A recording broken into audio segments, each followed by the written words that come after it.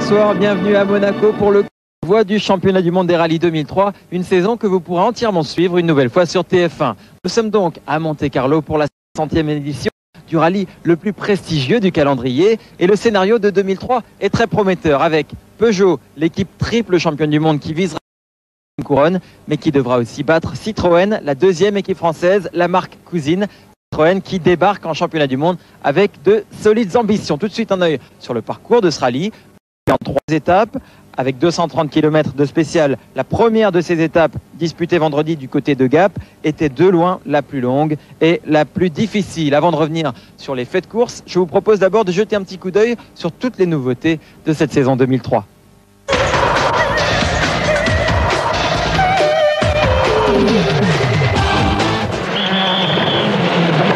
Peugeot annonce la couleur. Désormais toute rouge, les voitures françaises n'ont pourtant pas changé techniquement depuis la fin de la saison 2002. Entre la 206 et le Monte-Carlo, le courant ne passe pas vraiment. Gronholm et Burns n'ont jamais brillé sur cette épreuve. Quant à Panizzi, il courtise désespérément un rallye qui lui tient à cœur. On redémarre une nouvelle saison et c'est toujours en plus, ce serait quand même vachement sympa qu'on ramène des points après la première course. C'est toujours bon pour le moral de l'équipe. Pour nous, et puis bon, c'est une course quand même qui nous a pas tellement souri dans le passé, donc ce serait quand même bien qu'on arrive à faire quelque chose ici. Elles sont françaises, rouges, bien préparées et surtout bien pilotées. Pour leur première saison complète en WRC, les Citroën Xara ont tout pour menacer les Peugeot. Le recrutement est royal, Colin McRae l'écossais et Carlos Sainz l'espagnol, 49 victoires et 3 titres mondiaux à tous les deux. Et puis Citroën a aussi dans ses rangs le pilote qui n'en finit pas de monter vers les sommets, Sébastien Loeb, l'Alsacien, qui avait bien cru gagner le 2 avant d'être pénalisé et rétrogradé en deuxième position. La veille du départ, Loeb est heureux de voir 2 grands noms du rallye dans son équipe. Je pense que c'est super parce que les pilotes qui vont pouvoir apporter à l'équipe, j'en bénéficierai aussi parce que s'ils font progresser la voiture, ma voiture ira plus vite aussi. Donc c'est vrai que c'est bien. D'un autre côté, ça met une terre. Je sais qu'on va comparer mes temps en l'heure. Ça sera pas toujours facile, j'espère que sur certains rallyes, j'arriverai à me battre avec eux, voire être devant, pourquoi pas, mais je sais très bien que sur d'autres rallyes, ça sera très difficile et bon, il faudra l'accepter. Pour les 2 marques françaises, les voitures 100% nouvelles à l'attaque de cette saison. Mäkinen, quadruple vainqueur du Monte-Carlo, et Solberg sont confiants. On l'appelle la bête sexy.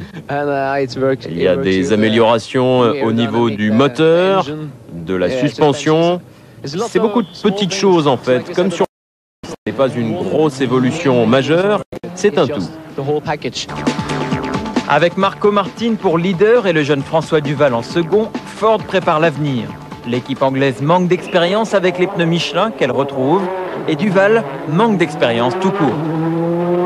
Je suis très heureux de faire tout le championnat. Bon, avec une voiture, on est passé en pneu Michelin, ça va nous aider un peu pour être le mieux possible au championnat et au classement. Bon, ce qui concerne ici le Monte-Carlo, ça va être un rallye très difficile où il y a la pluie, le verglas, la neige.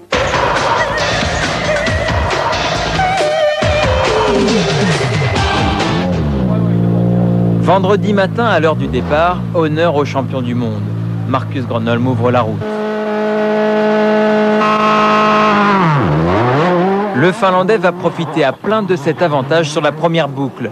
Dans les spéciales de Prunière, Embrun et surtout Célonais-Bréziers, il atomise la concurrence. Sur les 21 km de ce dernier secteur, McRae, le deuxième, est repoussé à 29 secondes. Je suis un peu surpris parce que l'avance est tellement importante, je ne comprenais pas les temps réalisés. Mais c'était plutôt piégeux, de la glace, de la neige et des endroits très glissants. Bon départ également pour Solberg qui confirme le potentiel de l'Impreza 2003. Et beau tir groupé des Citroën Xara. McRae et Sainz commencent bien leur collaboration avec l'écurie française.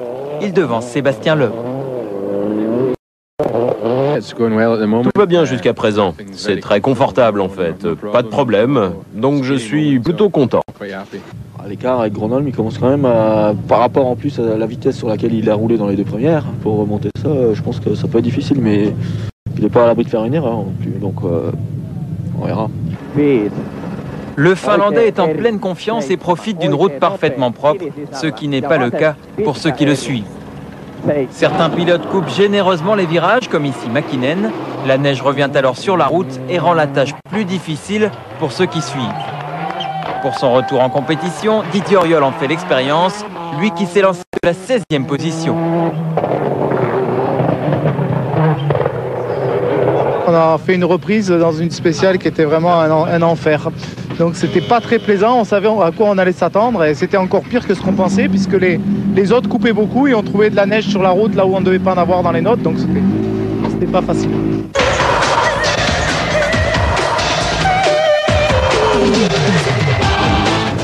Pour Gilles Panizzi, c'est déjà l'état d'urgence.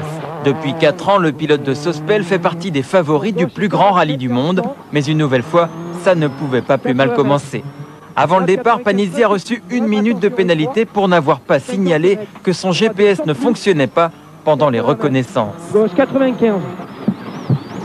Sur ces images, filmées mardi dernier sur la spéciale numéro 8, on comprend comment se déroule le repérage d'un rallye.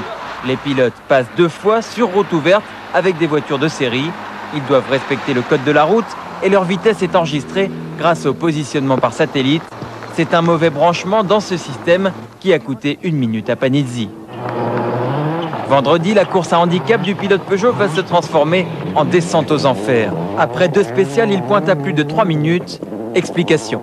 Je fais un choix de pneus pas très bon. Je pars sans mettre de clous, vu le faible pourcentage de glace qu'il y avait, simplement ce que j'ai absolument pas prévu. Et c'est là l'erreur que je fais, c'est que les premiers concurrents ont coupé tous les virages et m'ont remonté toute la neige sur la route. Et à partir de là, sans les clous, j'ai rien pu faire. J'ai glissé à un moment donné un petit peu trop, j'ai touché une pierre qui m'a pété les 2 jantes sur le même côté. Donc j'ai roulé sur les mousses ATS, mais sur la deuxième spéciale, j'avais plus de pression. Enfin bon, je perds quand même beaucoup dans cette affaire. Et c'est pas grave. Après ce départ catastrophique, Gilles ne trouvera pas les ressources morales et physiques pour rebondir. Dérouté, démoralisé, il est méconnaissable. Son meilleur chrono de la journée, un modeste 9e temps. Le pauvre Panizzi est passé à côté du rallye qu'il convoite le plus.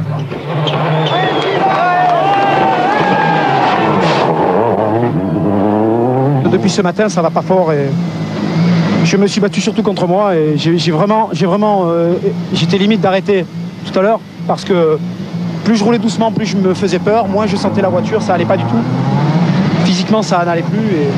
C'est un problème de santé, Gilles? Disons que j'ai eu une forte baisse de tension et je voyais plus rien. Sa course se terminera dans l'anonymat au début de la 2e étape. Gilles doit maintenant oublier le cauchemar du Monte-Carlo pour attaquer sereinement les prochains rallyes sur Terre. À fond long, sortie soulage.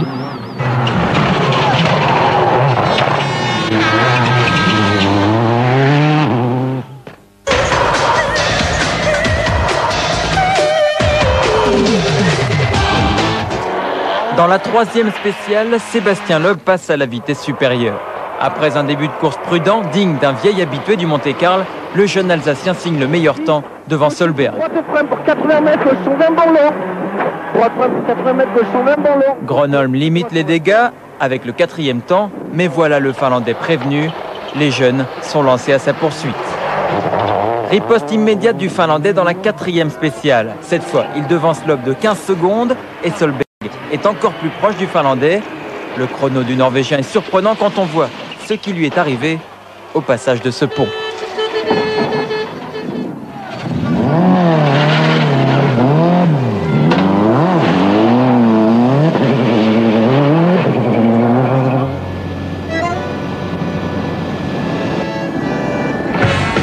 Sébastien Loeb va reprendre la main sur les 47 km de plan de Vitrolles. Faille, un monument que le Monte-Carlo n'empruntait plus depuis 4 ans. Avant le départ, Loeb appréhende d'ailleurs l'ensemble de la première étape qu'il connaît très mal. Sur ces 3 spéciales qui font en tout 100 km, je connais 13 km. Tout le reste, j'ai dû reprendre les notes cette année. C'est un petit handicap pour nous, mais en plus de ça, les conditions météo ont été très difficiles en reconnaissance. D'après les informations qu'on a, il y a quand même encore pas mal de neige, de verglas dans les spéciales, c'est très piégeux. Donc forcément, au départ d'un rallye qui s'annonce aussi piégeux que ça, c'est difficile d'être vraiment en confiance et on est un peu tendu, mais bon. Mais une fois en course, Loeb fait un festival sur ce tracé difficile. Lors du 2e passage dans plan de Vitrolles, de nuit, il double l'addition. L'Alsacien vient de reprendre plus de 30 secondes à Marcus Gronholm. j'étais vachement hésitant. J'arrivais pas à prendre le rythme. J'étais pas super en confiance. J'avais l'impression d'en perdre tout le temps. Et en fait, ça a dû être la même impression pour tout le monde parce que vu qu'on fait le meilleur temps, j'étais super content quand on me l'a annoncé parce que j'y croyais pas vraiment. Quand on est parti en slick, on sait qu'il y avait entre 3 et 4 km de glace vive. Donc pour moi c'était tendu, déjà 2 passages après à l'allure où ça roule et bien annoncé au bon moment parce que quand il prend le rythme sur le sec et on arrive sur la glace d'un coup, il faut être là au bon moment quoi. Donc c'était assez tendu mais bon ça s'est bien passé apparemment.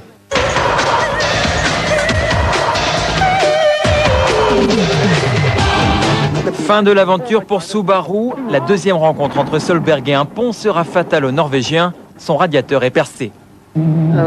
J'ai juste un peu sous-viré, j'ai heurté le pont et j'ai tout cassé. Tout le monde a fait la même chose à cet endroit, mais je suis le seul qui est abandonné ici. Et puis Tommi Mäkinen, Monsieur Monte-Carlo, quadruple champion du monde et vainqueur des 4 dernières éditions du rallye, va lui aussi se faire piéger.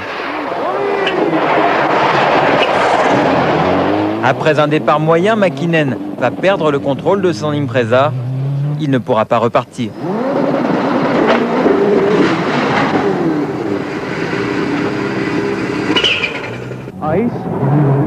Glass avait pourtant prévenu le copilote de Martin. Mais l'Estonien ne peut empêcher sa Ford Focus de partir en tête à queue et de frôler un gros arbre. Dans le même virage, Cédric Robert se fait surprendre, mais il passe dans le champ et contourne l'obstacle. Ensuite, le Belge Duval va voir l'abandon de très près.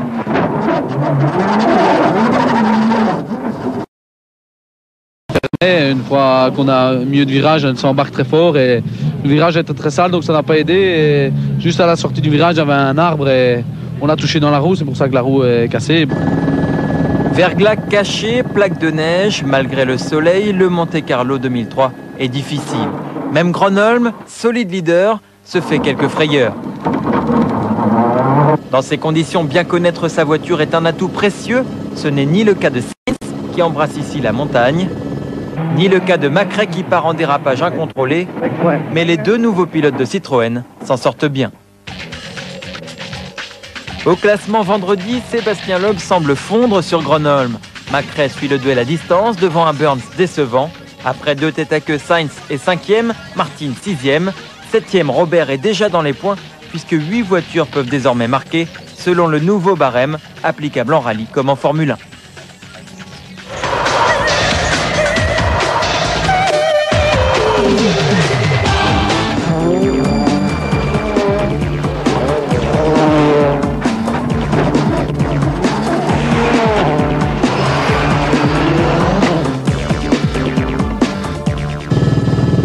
La deuxième journée de ce rallye Monte-Carlo est celle des contrastes.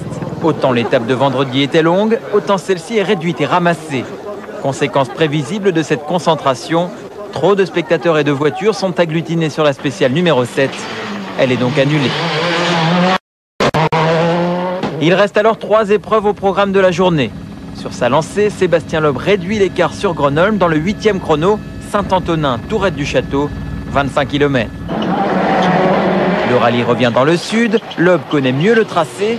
Désormais à 12 secondes de Gronholm, il semble mieux placé que jamais. Mais le Finlandais ne s'inquiète pas plus que cela. Je ne suis pas inquiet. On dirait qu'il me rattrape, mais je vais essayer de faire de mon mieux et rester à cette position. On verra.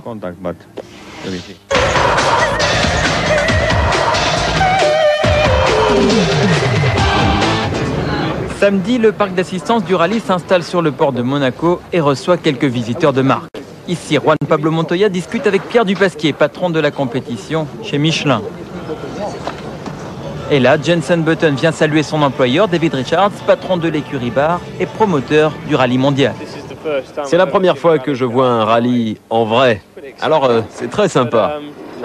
C'est bien de se frotter à une autre discipline.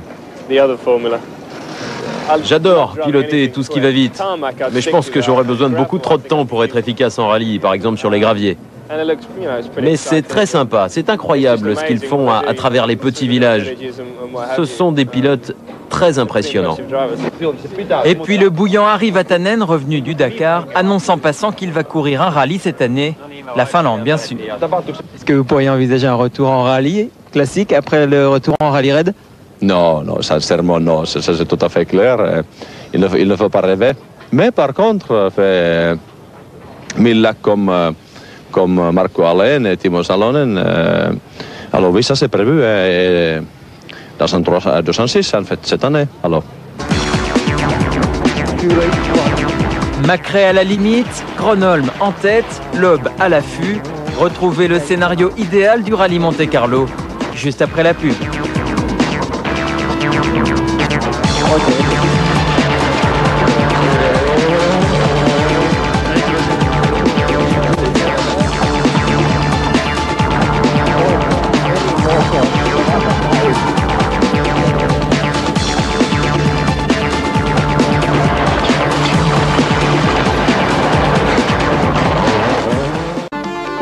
Retour sur le Monte-Carlo, première épreuve du championnat du monde des rallyes 2003. La spéciale numéro 9 porte un nom doux et chantant, les 4 chemins Cigale, mais entre eux les équipages l'appellent le col de Blaine, principale difficulté de l'épreuve qui n'a rien d'une partie de plaisir. Une fois le public canalisé, la spéciale peut cette fois-ci se dérouler normalement et elle va faire des ravages.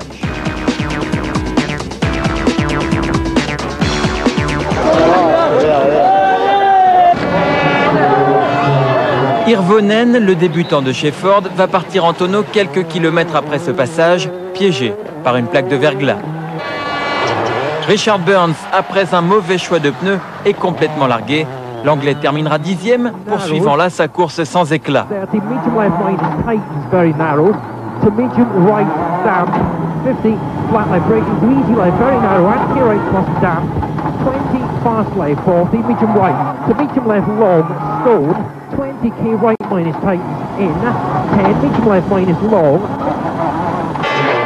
Observez maintenant le rythme de Colin McRae dans les fameuses clues d'Aiglun. L'Écossais mieux chaussé roule nettement plus vite que Richard Burns au même endroit.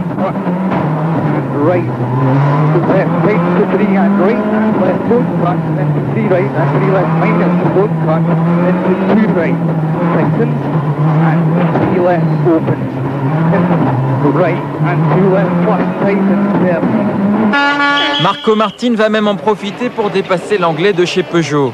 La course régulière de l'Estonien confirme qu'il est le leader d'une équipe Ford rajeunie. Le voici 4e au général. Du côté de chez Hyundai, Freddy Loax roule prudemment ici, en slick, sur cette partie enneigée. Mais un peu plus loin, le Belge terminera sa course hors de la route, bientôt rejoint par le leader du rallye.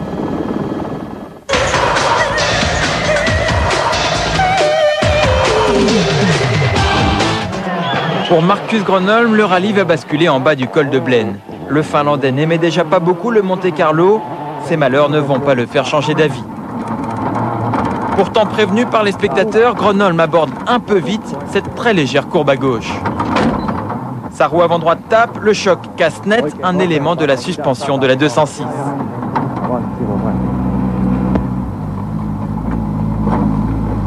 C'est le scénario catastrophe. D'abord, Gronholm et Rautiainen s'arrêtent pour constater les dégâts.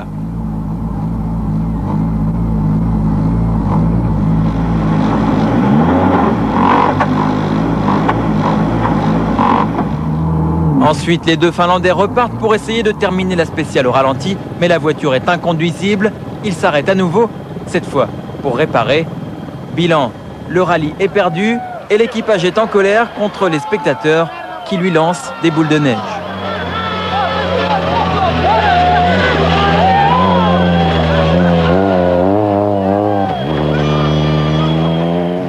À quelle vitesse avez-vous tapé? Pas beaucoup, mais c'est difficile de s'arrêter dans ces conditions. Avec des pneus slick. C'est pas du rallye, c'est du ski. C'est exactement ce que vous n'aimez pas dans le Monte-Carlo, non? Je déteste ça, vraiment. Rouler avec des slicks ici alors que la foule se tient juste au bord de la route, c'est très dangereux. L'équipage finlandais a mis du temps, mais il a réparé au mieux la 206 pour continuer la course.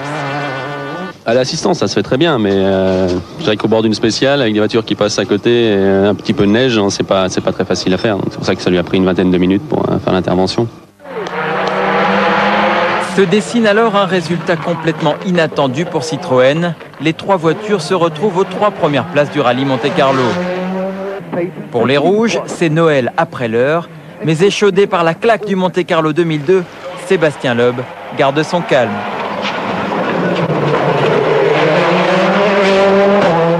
Plus sur gauche 30 moins. Gauche 30 moins sur attention, droite ferme. Et gauche 80 plus le long sec. Gauche 80 plus long sec, 50 mètres, droite 80 moins. La situation dans laquelle on se retrouve avec 1 minute d'avance sur Macrae, c'est pas la plus agréable parce que il faut quand même encore rouler. Il y a 4 spéciales demain, on peut pas tout relâcher.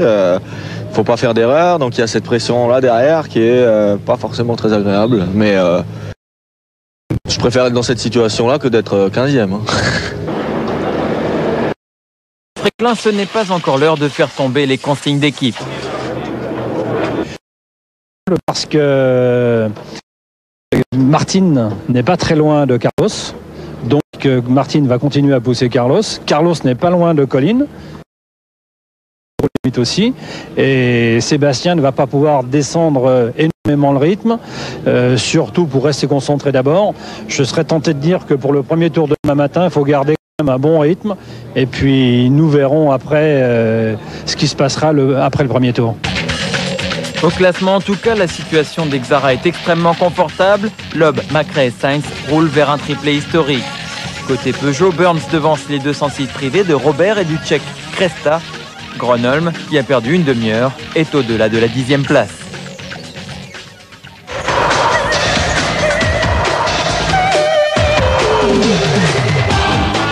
Cédric Robert poursuit sa route impeccable vers ses premiers points en championnat du monde. Le Stéphanois, vice-champion de France et 4e homme de Peugeot sur l'asphalte, connaît bien les spéciales de l'arrière-pays niçois. Il connaît aussi de mieux en mieux sa Peugeot 206 WRC. Le col de Blaine, la spéciale était difficile?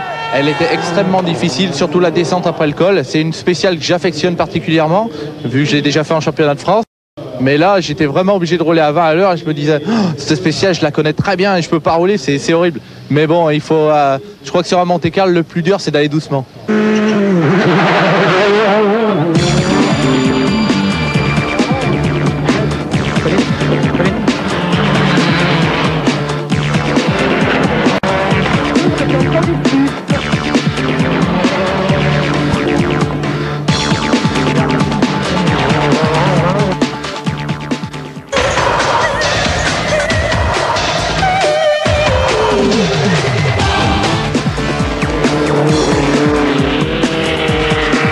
Au départ de la dernière étape, les concurrents s'attaquent à un monument.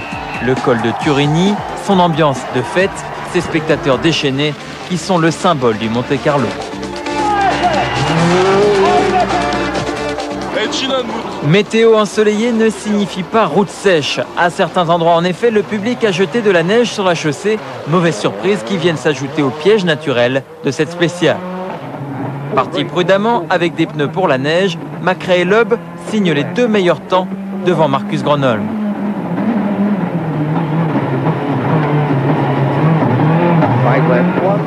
Les passages au sommet du col illustrent bien ces choix de pneus. Avec des gommes neige cloutées, Loeb est à l'aise sur la partie glissante.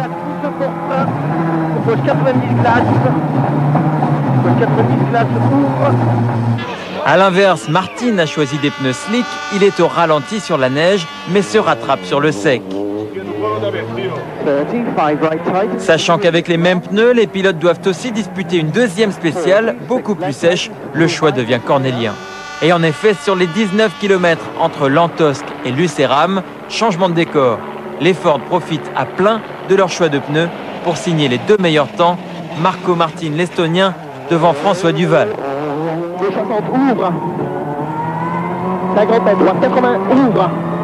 Droite 80 ouvre. 25 mètres, droite gauche 70 en frein pour gauche 60 ouvre. Le jeune pilote belge poursuit son beau Monte-Carlo. Il est 7e au classement général. Belle performance aussi pour Richard Burns, 3e de cette spéciale. Et Armin Schwartz, 4e. L'Allemand aime le Monte-Carlo et depuis le départ, il pousse sa Hyundai à la limite comme ici dans la succession d'épingles à cheveux sur la route de Lucéram.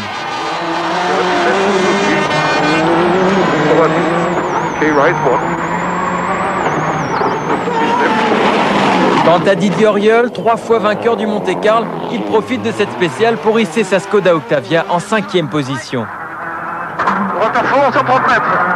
Pour son retour, Auriol peut être satisfait. Il finira la course à la 9e place et marquera 2 points pour sa nouvelle écurie. La voiture a beaucoup progressé sur l'asphalte. Je crois que tout le monde est très content chez Skoda.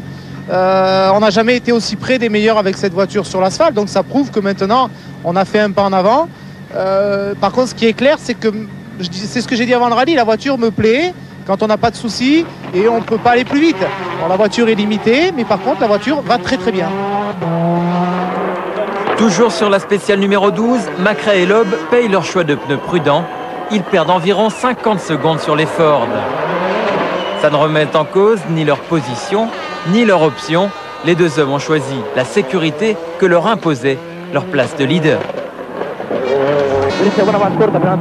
Carlos Sainz, par contre, avait choisi, comme les Ford, des pneus slick. Mais sa stratégie est gâchée par un problème de frein. Conséquence, l'Espagnol perd sa 3e place au profit de Martin.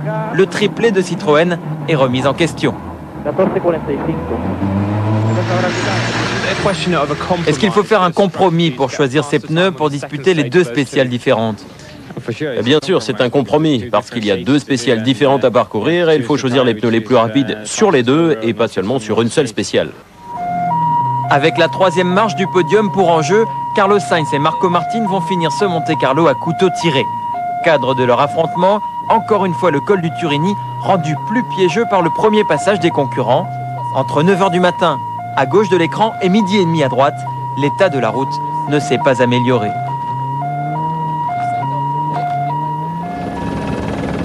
Marco Martin va en faire les frais. L'Estonien à l'attaque va partir en tête à queue.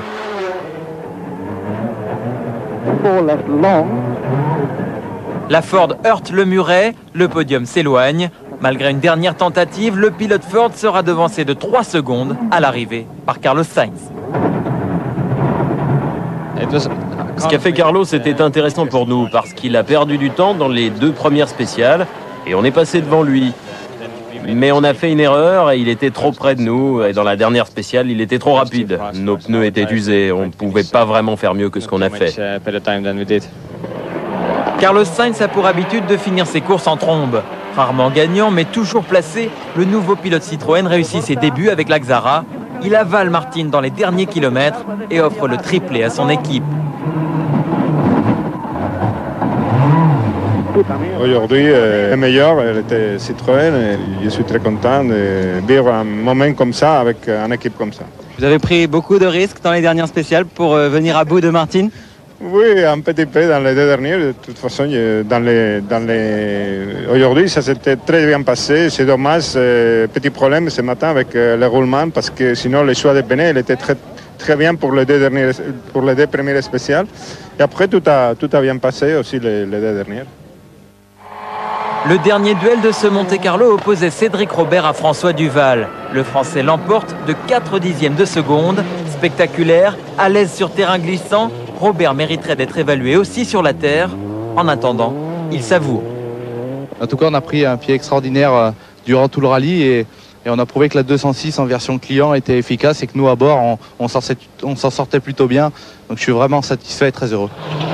Robert dans une 206 officielle, c'est possible et Peugeot Sport lui en offrira sans doute la possibilité cette saison. Après 2 expériences très réussies sur une 206 privée, le Stéphanois serait récompensé.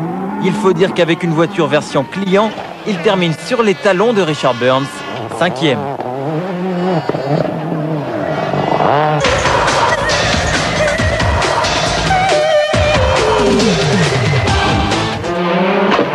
Pour Sébastien Loeb, les derniers kilomètres sont une formalité.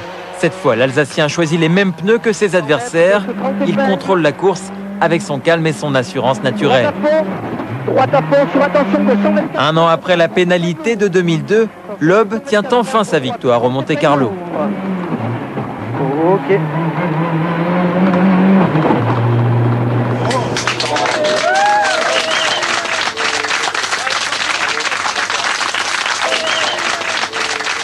C'était pas une vraie l'année dernière. Cette année, c'est une vraie victoire. En plus, il a vraiment fallu aller la chercher. C'était un vrai Monte-Carlo, je pense, avec des conditions très difficiles, très piégeuses. Et on s'est vraiment battu. Et aujourd'hui, il a fallu gérer. C'était des conditions pas forcément faciles. Et on n'a pas fait d'erreur. On a fait ce qu'il fallait. Et donc, c'est gagné pour de bon. Ça fait plaisir. On a assuré, on a fait attention à tous les pièges et on avait les intermédiaires, on savait où on en était, donc on a pu gérer. Félicitations. Carlos Sainz est heureux, l'autre nouveau, Colin McRae, également. Pour moi, c'est un grand résultat, mais pour l'équipe, c'est absolument fantastique. Ils ont fait du super boulot.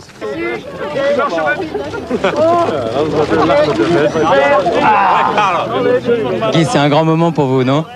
C'est sûr que c'est un grand moment. Je n'avais pas envisagé, je l'avais pas envisagé comme ça, le Monte-Carlo. Je suis d'autant plus content que ce soit Sébastien qui gagne, non pas par rapport aux autres, mais parce que justement l'année dernière, la faute que l'on a faite, lui n'y était pour rien. Et lui permettre cette année de gagner le rallye et de prendre sa revanche sur le sort de l'année dernière est pour moi quelque chose d'extraordinaire. Pour le premier rallye de sa première saison complète en championnat du monde, l'équipe Citroën fait les choses en grand avec un podium 100% rouge. Avant le départ, Sébastien Loeb se demandait s'il arriverait à devancer de temps en temps ses prestigieux coéquipiers. Désormais, l'Alsacien a la réponse et ce n'est peut-être pas fini. Au classement du rallye, les 4 premiers sont groupés en moins d'une minute. 5e Burns est beaucoup plus loin, juste devant Robert. Loeb, Martin, Robert et Duval, tous les 4 dans les points, ont moins de 30 ans. Gronholm n'a pas roulé pour rien jusqu'à l'arrivée. 13e, il marque un point constructeur pour Peugeot. Au championnat, 8 pilotes marquent donc des points. Le nouveau système d'attribution réduit l'écart entre le vainqueur et le deuxième. Tant mieux pour McRae, tant mieux pour Sainz, qui entament leur saison sur les chapeaux de roue. Enfin, chez les constructeurs, carton plein pour Citroën, mais là aussi, le nouveau système d'attribution nivelle les valeurs. À part Subaru, tous les constructeurs engagés ont marqué. Et bien entendu, ce triplé historique propulse Citroën et Sébastien Loeb en tête des 2 championnats du monde. À suivre dans 15 jours, la réaction des 206 en Suède, un rallye que Peugeot a gagné ces 3 dernières années. On se quitte sur quelques images de Sébastien Loeb et des Citroën Xara, bien entendu. Bonne nuit, au revoir.